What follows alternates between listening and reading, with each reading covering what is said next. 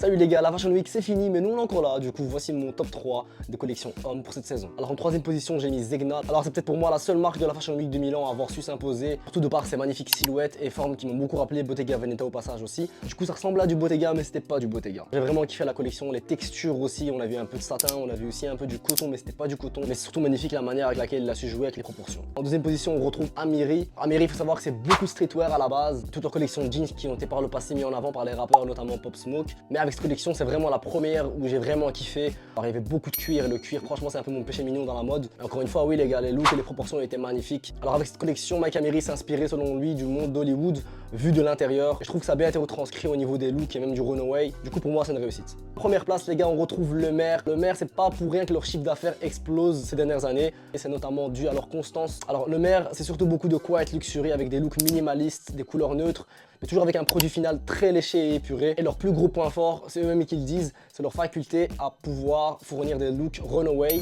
qu'on pourrait porter dans la vie de tous les jours. Et ça franchement, c'est pas donné à tout le monde, sachant que le monde de la mode, c'est beaucoup d'extravagance et d'excentrisme. Du coup voilà, chapeau bas à eux d'avoir fait une collection aussi réussie. Mention spéciale à Saint Laurent et Dior avec Kim Jones qui nous a offert sa collection d'adieu qui était magnifique. Dites-moi un peu quelle est votre collection préférée parmi ceux qu'on vient de voir. Likez, sauvegardez, partagez et on se dit à la prochaine.